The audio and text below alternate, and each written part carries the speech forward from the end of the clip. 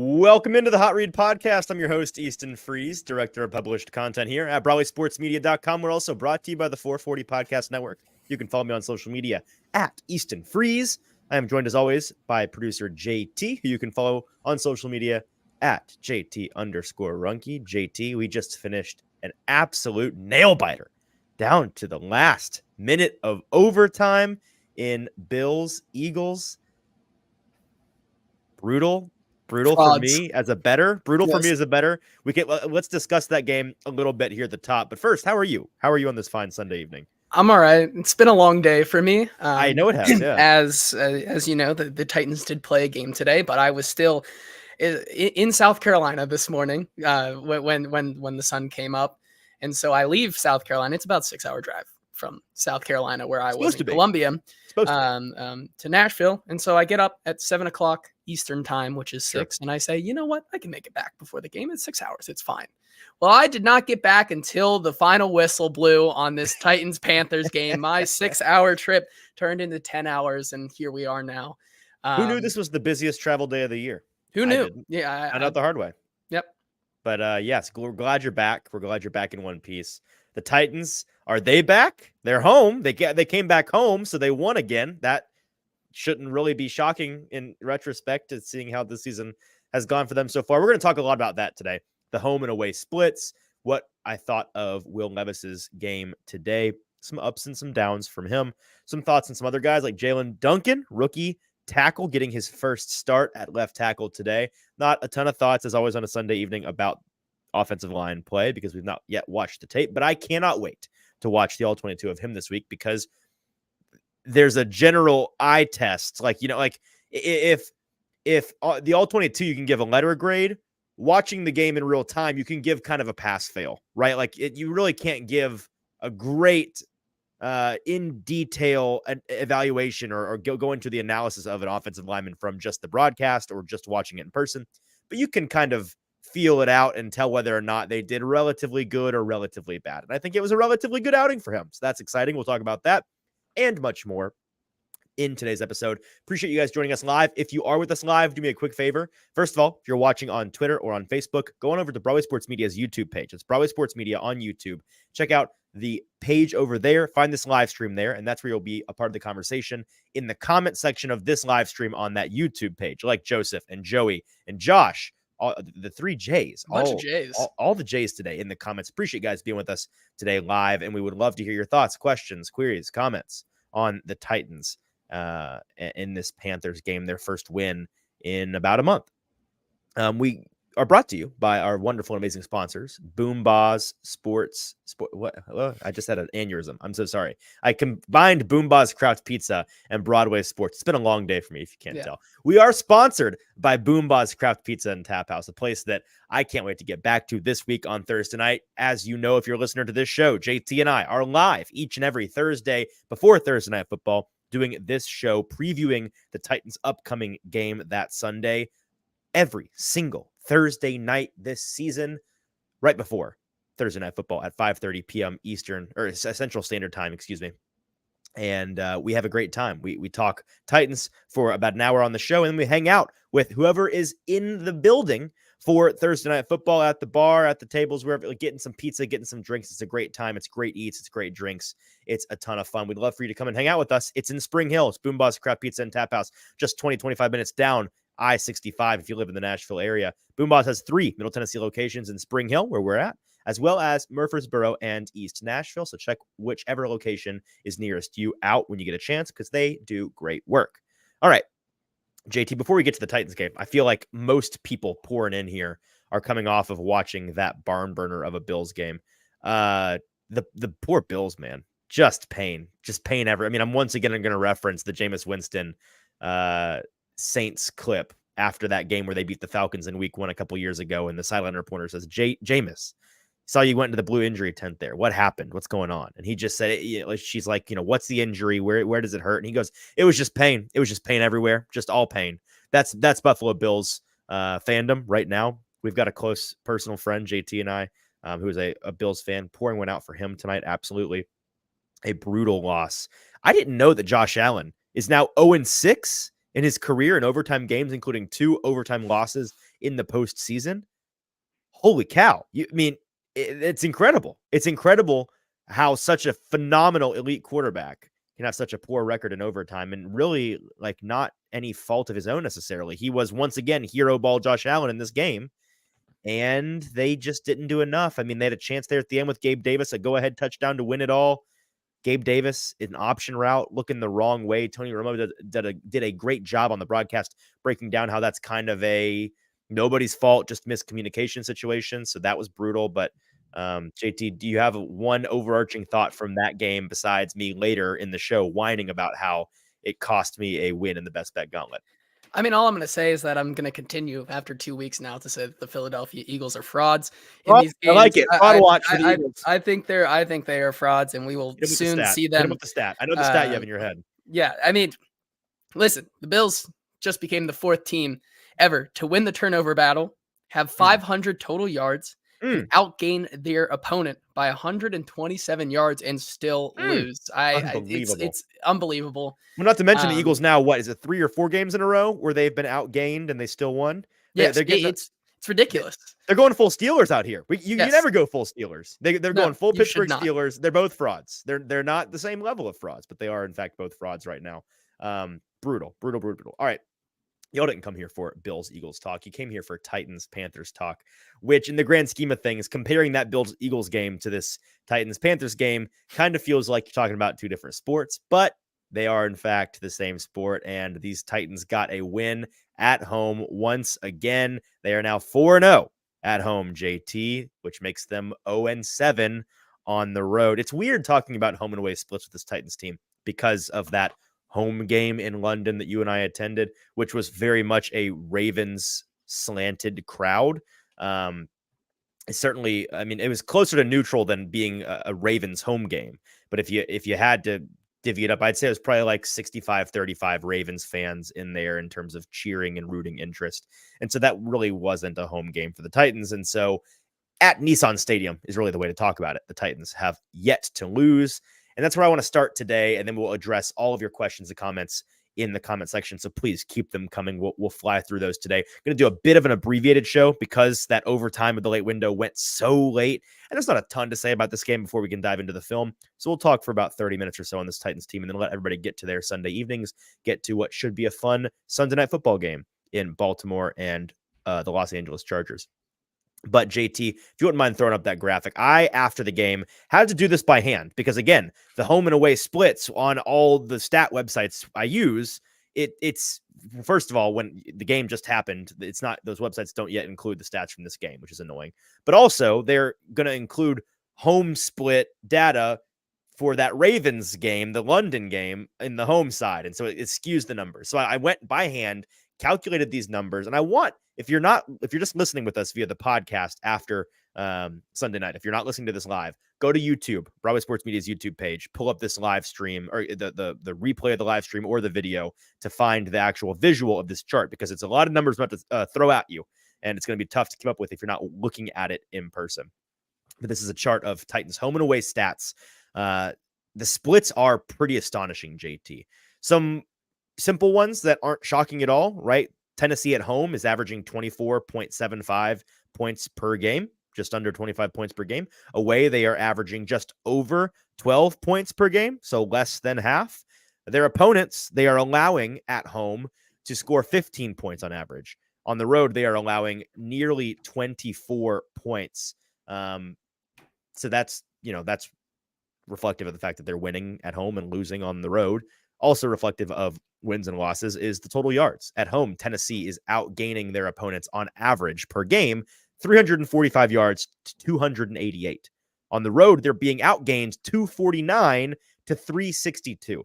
But then we get into some more detailed statistics, and this is really where we paint the picture of what is going wrong. And I don't want to mislead anybody. I'm not gonna go through all these numbers and then at the end give you the key to what exactly is the reason behind the Titans playing better at home than they are on the road. It's an enigma, man. I don't know. They're Superman at home, and then if they're not at home, everywhere, every other stadium in the NFL universe is kryptonite. It's the little things, right? And it's hard to say it's a coincidence, and there's not more to it. Maybe it is true that this Titans team is just a little bit soft. Maybe it's true that they don't travel very well. And if you think that's the case, whatever you think the case is, give me your best theories in the comment section right now if you're listening with us live as to what you think is the main issue for this Titans team on the road as opposed to at home. But it's a lot of little things, right, JT? It's the red zone efficiency. It is the ability to sustain drives. It is the ability to stay on schedule. It is the turnover differential. So let's look at some of those numbers, right? The first of these statistics that really jumps out off the page is that turnover differential at home, a +1 turnover differential. And this is for a team, by the way, that we've talked about in recent episodes is near the bottom of the league in terms of turnovers given away, which is good, and turnovers taken away by your defense, which is bad. So they've not a lot of turnovers to speak of at all in this Titans season from them or their opponents. But there have been a couple, and at home, they have a +1 turnover differential. That's a recipe for success. On the road, JT, -5. They're giving the ball away far, far more often on the road, and that's a recipe for losses. So that's a part of it. Another part of it, their red zone efficiency. This was staggering to me because I knew in my head, anecdotally, like, yeah, they're scoring more touchdowns at home. They're being more efficient in the red zone at home. I didn't know it was this bad until I sat down, pen and paper, jotted it out. At home, Tennessee is 8 for 11 in the red zone, 73%. That's amazing. That would be first in the league right now. It'd be first in the league most seasons. It would be even significantly better than their top of the league average the past couple of seasons that we're talking about all the time, where it's like, where'd that team go? They were so good at it. This would be even better than that. 73% is a number that's so crazy. You're like, if we were talking about this Titans team actually being at 73% through like 3 or 4 games of the year, we'd say that's unsustainable. That's going to regress dramatically. Like, there's no way you can't keep that up. That's crazy. Their opponents, in terms of the defense being, stout in the red zone, allowing field goals instead of touchdowns, their opponents are 5 for 10 in Nissan Stadium, which is a 50% clip. On the road, JT, so the Titans 73% clip in the red zone at home. On the road, that drops down to 20%. They are 4 for 20 in the red zone on the road. 4 for 20. 1 in 5 times they get into the red zone, they find the end zone on the road. At home, it's 3 out of every 4 times. And their opponents aren't great on. I mean, this is to go all the way back, folks that have been listening to the show every episode for a while now. You know that I've been on this. The Titans defense is not good this year. They are underperforming. And also, they've been doing enough to win these games for the Titans offense. Red zone efficiency, they've been pretty good on the road, allowing their opponents. Again, the Titans have not won a game when they are not at home. So you'd think there'd be some real stinkers in there where teams were just in the red zone, automatic touchdowns. No, their opponents are 10 for 28 in the red zone, 36%. So the defense is actually a good deal worse in the red zone at home than they are on the road. And yet the Titans offense is so aggressively bad. I mean, like the gif of the dumpster on fire floating down the river of a flooded street in like a hurricane. Like, that's what this Titans offense is in terms of red zone efficiency on the road. At home, they're perfect. They're little angels. They're amazing. They can't miss. They're so good. It's like it's I'm totally blanking on his name. The chef that everybody, like the very famous chef that always makes fun of people. You idiot sandwich. What's his name? Gordon Ramsay? Thank you. Yeah, I've totally blanked on his name. Gordon Ramsay. It's like that meme where it's like he's with the kids on the kids cooking show. Mm-hmm. Like, oh, darling, sweet, beautiful, you're so gorgeous. Don't worry, it's just a mistake. And then it's with the adults, and he's like, you donkey, you idiot sandwich. Like, that's what this team is home and away. Red zone efficiency on offense. Let's keep going, right? Penalty yards. This is an undisciplined group in general, but on the road, even more so. At home, they're averaging 44.5 penalty yards per game. On the road, 54.25 penalty yards per game. So giving away yards that they shouldn't be giving away at a 10 extra yards clip per game. First downs, right? At home, Tennessee averaging just under 20 first downs a game. Their opponents averaging just over 17 first downs per game. On the road, Titans opponents are getting north of 20 first downs per game, and the Titans themselves are only getting just north of 15 first downs per game. And then finally, third down conversion, right? This is reflective of staying on schedule, getting into third and shorts, third and manageables, and converting, being efficient. At home, Tennessee converting at a 40% clip. They are 21 of 52 on third down at home. Their opponents, 14 of 54, which is 26%, so reflective of how well they've done on both sides of the ball on third downs at home. On the road, Tennessee drops down, matching that opponent home number of 26%. Well, Tennessee on the road is 26% on third down, 21 of 80. Their opponents, almost 50% on third down, 47%, 46, and 97. So there's a couple of these that really tell the tale for me. It's that third down conversion rate, right? Both sides of the ball, that their efficiency and ability to stay on schedule. It's their turnover differential, hanging on to the ball. You're going to lose ball games when you give the ball away. And most of all, it's that red zone efficiency. It's reflective of their ability to protect the ball, their ability to be efficient in the red zone, and their ability to be efficient on third downs. And you can sprinkle in there the penalty yards because this is an undisciplined group. So this is, I think, really eye-opening to me. It is crazy how Jekyll and Hyde this team is home and away. They are truly a different team at home. And we asked a couple of the players and coaches after the game today, like, what's going on? Why is that the case? As Joseph in the comments says, I guess on the away games, they just forget to coach better and play better. That's got to be what it is, Joseph. Well done on your part. But Will Levis, we asked him and he said, I don't know. And clearly was at a loss for words and just said, I guess we have great fans, which is fun spin. Well done, Will. But JT, do you have, what do you make of these numbers? What do the people in the comments make of these numbers? I mean, it's just head scratching, right? Like, I knew that they were at least going to get off to a good start when you get Derrick Henry into the end zone, and I say, hooray! Finally, we're getting some red zone efficiency, even if it was 1-on-1. But then they continue to do that, right? You're getting these, and I think just on a whole, it's very interesting to look at this game because, I mean, their stats, like they did, like Carolina, worst team in the league right now, but the way that they're playing at home, regardless of competition, whether it be a Cincinnati team or or the Los Angeles Chargers team or this Carolina team, they're all playing at like it. That's what's most just confusing to me, is that it's not because of the opponent. It's just because like it doesn't matter how different of an opponent you're playing, they're still just giving these same numbers at home versus away, which is pretty mind-boggling to me. Yeah, for the Panthers' part in this game, to kind of step away from these numbers, which again, I think these tell the tale of their home and away, their home successes and their away failures. For the Panthers' part today, just to do some reporting on my end, it sure sounds like Frank Reich. I mean, he is so fired, it's not even funny. The dude is a dead man walking. The report from Will Kunkel, I believe, with Fox, said that his source told him that Panthers head coach Frank Reich, his seat is, quote, on fire. That's not good. I think that this might be the week where we get our first. I mean, like, this is around the time of year, end of November, beginning of December. You typically see the first head coaching fire. I don't know what the odds are right now in Vegas. I would reckon Frank Reich's at the top of them, and I think he's probably minus money because I think he's probably getting fired this week. If that happens, just a total side note, I am super duper team Ejiro Evero, their defensive coordinator, was the DC with the Broncos last year and really showed off with a pretty fine group of players. Like, his scheme in Denver was phenomenal when he was there. It was the reason why he got a higher paying job in Carolina. It sounds like in this offseason, he got some head coaching buzz in the offseason, some head coaching interview buzz. He deserved more, and he deserves a chance, I think, to be the interim. So if they fire Frank Reich, give Ejiro Evero that interim head coaching job.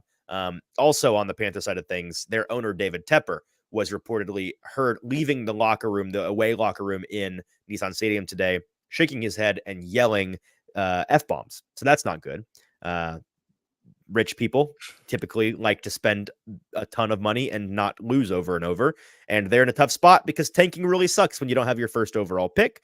And you don't have the first round pick, which may very well be a first overall pick because they can't win any games. They're going to give that away to the Bears. And they really need to put anything around their star young quarterback. Like, the receiving talent is dreadful. The protection is dreadful. It's a dreadful franchise. Back to the Titan side of things. And I want to address some of your comments, which we have flagged a couple of them here. Josh in the comments saying that he was largely disappointed by this game, said Levis looked okay to him, but still not enough to judge him as your future quarterback. I think that this was maybe the most disappointing game for me in terms of Will Levis. That is not to say that it was. I think it was. I'm pretty neutral on this game for him. He did some good things. He did some bad things. He was kind of Jekyll and Hyde on individual drives, which was reflective of, I guess, the team's Jekyll and Hyde nature, home and away. There were certain drives where he'd come out and he'd be nails. I mean, there was one drive in this game where he went 7 for 7. I think that was on the long, grinding, nearly 10-minute drive in that first half where they scored their first touchdown.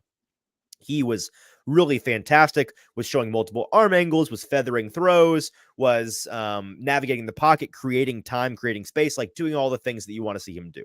Really fantastic. And there were certain drives where he throws, I mean, his turnover worthy play luck has to be off the charts. I don't know if that's a stat out there. I'm sure it is, but he's thrown so many almost interceptions. I'd say so many, probably it was 5 games he's played now. He's now 2-3 as a starter.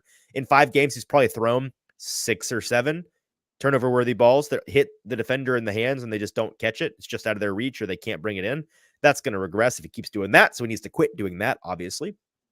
And so it was plays like that, and it was missing a wide open DeAndre Hopkins streaking down the field when he had a chance to hit him and doesn't. This was the first game, and he was the first to admit this after the game, Will Levis was, that this was his first game as a starter where he had multiple throws that were there. The receiver was open. He had the time, everything. It was in structure, and it was an accuracy issue. It was a placement issue. He didn't set his feet well. He didn't throw from a good base. He threw from a tricky arm angle, whatever it was, and did not get the ball where it needed to be. And he said he's confident he's going to fix that going forward. I'm not all that concerned about that. He's shown in his first 5 games largely improvement from where he was from an accuracy standpoint in August, in July, all the way back when we were scouting him in the spring and looking at his college tape. Like, he's made some significant leaps and bounds in the right direction in terms of accuracy and placement. And so I think there's no reason to believe that won't continue. And you're going to have games where you're just not as accurate. That's just the nature of playing quarterback. But yeah, I agree that it's one of those things. And I saw another comment, JT, if you can find it, who was talking about Jordan Love in the comments here for us. It's Josh Medina here. I found it. He said, right now I put Levis in the same group as Jordan Love. Good enough so far to get another year, I'm assuming is the typo here, but can't say whether he is the guy or not. I would say that's fair. And I think this is not to go on a tangent about Jordan Love and my takes around the NFL, but I think Jordan Love is being underrated a little bit this season. I think that he's had sneaky like 3 or 4 games in a row where he's looked quite nice, quite serviceable. And I would think that's a pretty fair comparison. I think that the Jordan Love tier is where I think we should place Will Levis. JT, do you have any qualms with that? I think that's appropriate. Yeah, I mean, it's for me personally. The difference is one guy's been in the league for 3 years, right? Like, that's the thing. Yes, It's like, I mean, yeah, and that's the big also deal. the other one guy gets the most time possible to throw big passes down the field to his speedster receivers, whereas Will Levis has no time and is relying on Chris Moore to be that guy downfield. Or and Jordan Love is he's got one of the play callers, right? I mean, he's got an offensive guru up there. So there's some differences there, but I think in terms of talent, that's fine. I like where you're coming from. I do agree that that's kind of the tier right now. I think it's going to be interesting, especially as we start to see a lot of these divisional games come up against like the Colts and 2 games against the Texans, where I think for what it's worth, like seeing a comparison between Bryce Young today and Will Levis really doesn't do it any service, in my opinion, just because of how just like bad both of these offensive lines have been this season. So it's really hard for me to judge them both. I didn't know it was possibly worse than the Titans offensive line, but the Panthers came into town today and they said, check this out. And they blew my mind. Yeah, they really did. And it'll be interesting when they go up against a team like the Texans right now with CJ Stroud, who is lighting the world on fire. And then also in a week or 2 weeks or so, when they go and play a Miami team that is going to put up points on this team, how does Will Levis respond? How is he going to,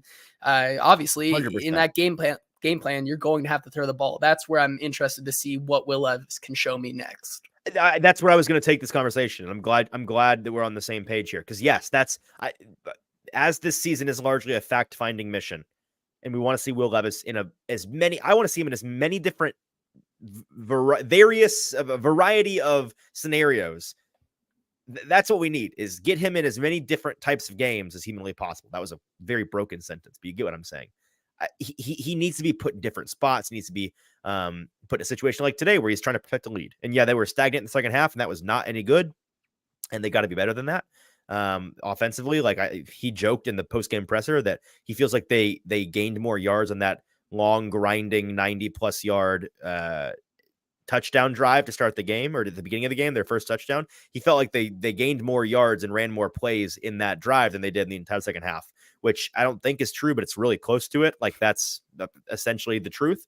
But I want to see him in a game like a Dolphins game where we're expecting the game script to call for him to throw the ball. Because what he threw the ball today 20 some odd times, 24 times off the top of my head, I'm guessing. That sounds about right. I believe to me. that's around right. Yeah. Like 19, 20, something like that. He's going to have to throw the ball twice as many times against a Miami team to stay in the game. And it's difficult because I want to see him in that situation 100%. But if that situation also means he's having to throw the ball a ton, and also he's got no time to throw, and he's got no open receivers, and he's just getting murdered back there. Like if it's a Cleveland Browns-esque game situation for this Titans team, then it will be infuriating because it'll be impossible to judge him given the circumstances, right? So how many times did he throw the ball today? He actually threw the ball today 28 times. So 28. Okay. So more than I thought. But again, you're going to need close to, if not double that, against a team. 35, at least 40. Right. If Miami's putting up 30+ points, you're going to throw the ball quite a bit, unless their run defense just doesn't exist. And we've seen this Titans run offense is mediocre at best right now. Some more comments from you guys, just kind of pouring through here. Joseph said he saw more bad than good with Billy Jeans. Sure missed some throws, but I like what I have seen. Yeah, I mean, I disagree that I saw more bad than good. I think when we review the tape, you're going to see some of those grinding drives, especially in the first half. I see. So Joseph, yeah, he had it backwards. More good than bad. That makes more sense. Yeah, I think that's where it is in this game. I'm glad that he struggled. I think you need to struggle as a quarterback. I could tell in the post-game press conference that he was not super fond of the game that he played. That's good. You got to make mistakes to learn in this league, and that's one of those things that I think he'll benefit from in the long run. But the Titans do get the win. Kyle saying in the comments he's done enough to get another year with hopefully better offensive line and a new weapon or two. And as was mentioned by Joey at the top of the show, the Titans with this win do drop to 9th in the draft race as of right this second on Sunday evening, pending this Chargers-Ravens game in Sunday Night Football in a couple, or actually going on right now, I suppose. That could drop them to 10th, depending on what the Chargers do. I've been saying this on Twitter and getting a lot of hate for it. JT, that Michigan-Ohio State game yesterday, very popular, very fun game. A lot of Titans fans rightfully entranced by Marvin Harrison Jr. and what he could be in the NFL. I tweeted, you're right to be just intoxicated by what this guy can do, but I think you're wrong, Titans fans, this is the important part. This is the draft. It's November. We know nothing. If you know me, you know I'm big on no definitive draft statements anytime soon. But in my opinion, I think the Titans probably aren't going to get a swing at him or get really close to that. And this fourth win for them could have really been all it took to remove yourself from the Marvin Harrison Jr. sweepstakes. And so if you think they lose out the rest of the way and maybe 4 wins is enough to be in that top 5, cool. I don't think, you saw how this team, you saw the numbers at home. Like, I think that they're going to win at least 1 or 2 more games this season, and it's going to get them right around where they were picking last year at worst. That's what I think the floor is for this Titans team this year. And that's not the end of the world if you find out what you have in your young players. If you feel confident with Will Levis and you get some positive momentum going down the stretch of the season, and you do all of those things where you're like, okay, we've got what we've got. We know which guys we want to build around next year. We know which guys we need to cut or, move down the depth chart. We've got a gajillion dollars to spend in free agency and some high draft picks. Let's rock and roll. That's not a bad spot to be in. We can, any more thoughts from the comment section on Will Levis here, JT? Yeah, Joseph just has one here where he says, I feel like Will Levis is totally capable of doing more, but doesn't have the full trust of the coaching staff yet. I'd like to see him take the training wheels off, put the game in his hands. I think it's an interesting question because as I watched bits and pieces. Do you agree with that? Do you think? It's tough for me because I feel like there's a case for it and a case against it. Like I see yes and no. And I think that has to do a lot with just kind of this, like we've been saying all season, Tim Kelly getting more consistent / this team just not having enough talent to actually make Tim Kelly's system work. So yes, I think would I love to see Will Levis be able to sling the ball a little bit more and put the game in his hands? Yes. Do I think he ever will have the opportunity to do that because of how little time he has to operate in the pocket? I don't know. Yeah, that's fair. And sorry, just reading these comments. Yeah, no, I agree with what you had to say there. I think we can go ahead and move on to some other players on this team. But sorry, I'm filibustering here because I knew I had one more thing. I remembered it. The one thing in this game, which was the latest addition to me being surprised by their willingness to put the ball in his hand and see what he can do, was that what was it, 30 something second, 40 seconds, like however long they had on the last drive of the first half where they marched down into field goal range and Nick Folk hits from 50. That was a situation where the old Titans, or maybe the Tannehill Titans, or certainly the Malik Willis Titans, they would almost certainly, in my experience, I was expecting them to just, we'll kneel it out, we'll go to half, like whatever. It's fine. It's not enough time left. Or maybe we run a couple plays, but it's like, short distance. We try to break off a run. Like we're not going to put the ball in harm's way, passing the ball downfield. They immediately and repeatedly on that drive put the ball in Will Levis's hand under center in shotgun, let him throw the ball down the field, get guys open. And even with like 15 seconds left on that last throw to NWI across the middle where they finally get into range, that was a big boy throw with not much time on the clock. They run up and clock it. Like that was the kind of thing where you're like, okay, this Titans coaching staff is absolutely willing to put the ball in his hands. They are absolutely willing to give him a chance to make or break a game and see what they've got in him. Like they're on that fact-finding mission with us. That's a good thing. So I think that is something that is positive for this Titans team and well done by the coaching staff. Just a couple thoughts on some other players before we get out of here. Jalen Duncan, I think that he passed today. I cannot wait for that all 22 to come out tomorrow and for me to watch some of those snaps with scrutiny. But as Todd Apple in the comments asks, are Jalen Duncan and Dylan Radins your starting tackles the rest of this glorious year? I certainly hope that they are. They should be. There's no reason to see Andre Dillard again, and Chris Hubbard is, he's done for the year, unfortunately, with an injury. So that's a situation where unless Peter Skoronski is going to bump outside, which, I'd love to see, but it's not going to happen, those should be your guys, barring one of them just falling off a cliff. I think they both were fine today. You got your Dylan Radins 1 false start penalty per game out of the way pretty early in this one, so that was good. But he is penalty prone. This offensive line group is the brutal combination of bad and undisciplined. He had 3 separate false start penalties, pre-snap penalties from 3 different offensive linemen today. You can't be doing that when you're also a really crappy offensive line, putting yourself behind the sticks, getting out of phase.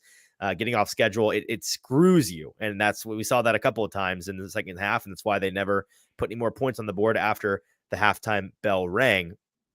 But Duncan, I was generally impressed by. Again, not only do I want to watch some of the film, but I want to see who was going up against him a lot. I didn't notice, again, this is all so subject to change based on film study. I didn't notice them dedicating a ton of chip or tight end help to him on that left side. I felt like they were trusting him on an island at least as much as they were with Andre Dillard, if not a little bit more.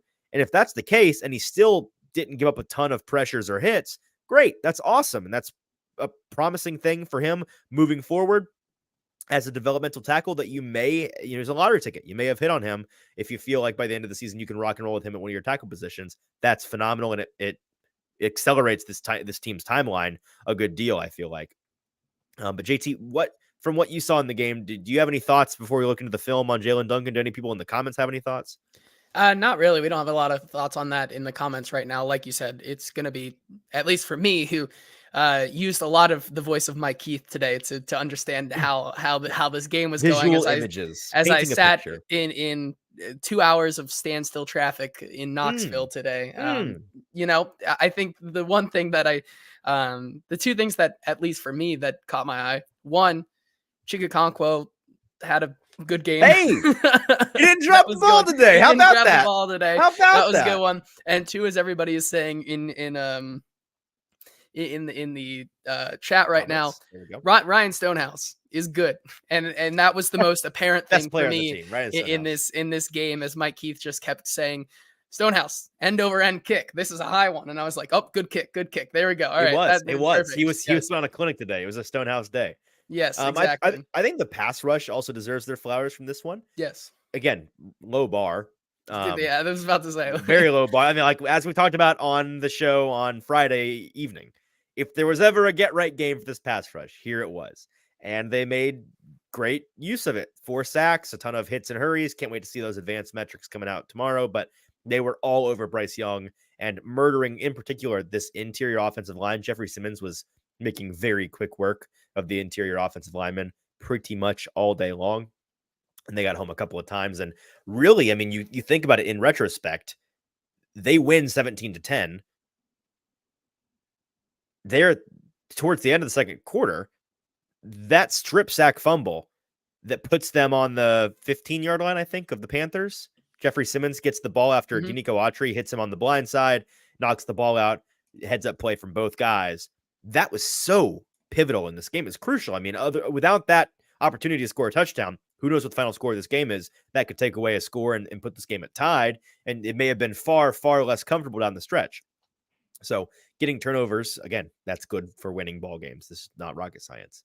But yeah, Joseph Allen in the comments saying the grand old Autry, Denico Autry got his paychecks worth today. The Titans got their paychecks worth and then some from Denico Autry.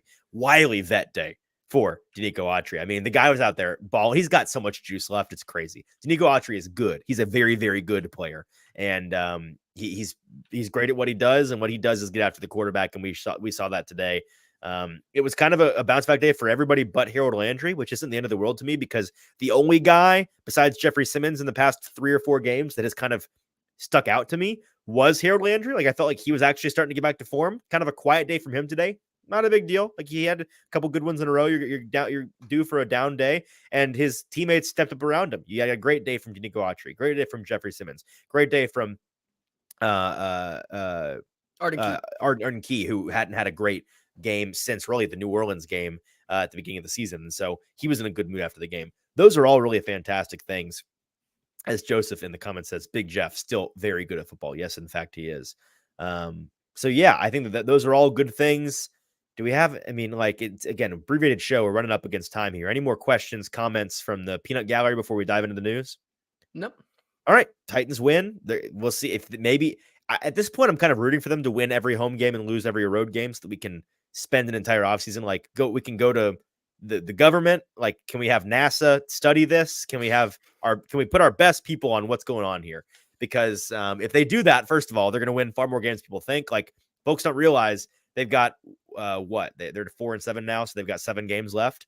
4 of their remaining 7 are at home, a couple of those in a row. So that's like, they've got a lot of road games left. They're going to have to start sucking on the road if they want to lose games. Like, those of you that are all in on the tank, all in on the draft pick, you better hope that they figure out how to lose at home as well. Because so far they are incapable of it. Yeah. And so well done for the Titans. Well done for this team getting back on track and getting a win. And with that, let's get to producer JT with the news. Yeah, let's do our AFC roundup here at the top of the show here. The Jaguars stay atop the AFC South as they defeat the Texans 24-21 today. The hair of their chinny chin. Very much. If Kaimi Fairbairn was once again not injured, he hits that. He hits both of them every single time. But really, CJ Stroud continues to shine and is making both of us eat crow on Tank Dell as that connection continues to shine there. Stroud, I think both of us have never been as wrong about a player ever, and it's not really close, than we are about Tank Dell. He's him. We said he was small and slow and that he'd be bad in the NFL. Oh boy, we look so foolish. So foolish. Well done, Tank Dell. I'm so proud of him. CJ Stroud, 26 of 36 for 304 yards and 2 touchdowns today, and Tank Dell taking 5 receptions for 50 yards and a touchdown today. They continue to look good. When they play the Titans, oh boy, it's gonna be an interesting time against those two. Titans better. I mean, if there was a team that would come into, because they play them at home relatively soon, or no, it's the Colts next week. Whenever they play the Texans at home, maybe that's the week the Titans figure out how to lose at home, because that Texans team, they're good, man. They're a good team, and CJ Stroud is on God mode right now. The dude is nails. It's really crazy, and they came literally inches away. And speaking of the Colts here, as Joseph says here, Tank Dell is yucking y'all's yum right here. Kind of no, back on you. I like the callback, Joseph, but absolutely not. Yes. I mean, like, I love when guys prove me wrong in a good way. Like, I'm rooting for people to be good. I like for them to be good. I hate when I'm proven wrong and a guy sucks. That stinks. But like, if I think you're gonna stink, I don't like being negative. Prove me wrong. Go be great. Tank Dell did it. So well done. Yeah, moving on. Speaking of the Colts here, the Colts defeated the Tampa Bay Buccaneers today, 27-20. Gardner Minshew continues to look just below average. He is a backup, but Jonathan Taylor was the star of the show this week, getting 2 touchdowns and kind of getting back to that Jonathan Taylor form, only for him to probably meet the Jonathan Taylor Titans voodoo next week, where they just seemingly shut him down. But we'll have to see on that one. And with that win today, the standings right now are the Jags atop the AFC South 8-3, the Texans and Colts both 6-5, and the Titans at 4-7. All right, is that it for our news? So the best bet gauntlet recap here. Yeah, we have the best bet gauntlet. Oh gosh! All right, what do we got? So I went 2-1 on the day. Obviously, as I already said, Kaimi Fairbairn's there. I win this one easy. Yep, like that. That is how it is. We take 2-1. Easton. Sure. However, you're currently waiting on this Baltimore game, but you are currently 1-0-1 after not getting your hook with the Bills there at the final buzzer and having to push. I'm kicking myself in more than one way because, as I said when we picked these on Friday, I was a bozo and didn't like. We have a system in place for us to lock these lines in. Yes, I personally took Bills plus 3.5 early in the week because I wanted that hook. I thought it was one of those things where I thought to do it. And I was like, I'm going to do that. I'm going to tweet it out. I'm going to claim this. And then I didn't. And then I couldn't get it. And it never came back. And then you get to the game and it's like that whole, they're winning by 10, second half, third quarter, they're still winning by 10. They're putting up a lot of points. They get to overtime. They get the ball first. They score all these things. And then just pain, just suffering and pain. Brutal. Tough, but you know what? If I go 1-1-1, that's gonna really, really piss me off. If I go 2-0-1, we take those. Like I said, 2-1s we take, 2-0-1s we certainly take. And all in all, a good week for us in the best bet gauntlet. All right, that is producer JT with the news. That is our show today. Again, a little bit of a quieter one, a little bit of a shorter one for you today. Not a ton of super detailed statistical breakdown as we typically do. That's because we had kind of a weird day and there wasn't a ton to talk about this game in general, but can't wait to get into some of the film, talk about Titans again on Tuesday afternoon live. We're back to our regular schedule now that the holiday is behind us. We'll be live Tuesday afternoon here on the Hot Read podcast, talking Titans. And then on Thursday at 5:30 p.m. Central Standard Time, we will be live at Boombah's Crab Pizza and Tap House, previewing Titans Colts, the rematch of the division series here in Nashville this time, coming up in week 13. Until then, do us a favor, follow the show on Twitter, on TikTok, and on Instagram, all at the same handle, which is at Hot Read Pod on all of those social media accounts to get great content from the show, as well as updates about when the show is going to be live and news and information and all the things you need regarding the Titans and regarding this fine program. And then follow us on YouTube, subscribe rather, at Broadway Sports Media's YouTube page. The subscription count is climbing. We appreciate you guys doing that for us. Continue to subscribe. Again, it is free to you and it's very helpful to us. It'll help you get notifications for all of our videos and content as well. So please go subscribe for free and it helps us out. We'd love to get that number up and up and up and get to 1,000 subscribers as soon as possible. So thank you very much for that. Until Tuesday, when we're talking Titans, breaking down this game in more detail. For producer JT, I'm your host, Easton Freeze. This has been the Hot Read Podcast. Enjoy your Sunday night. We'll talk to you later.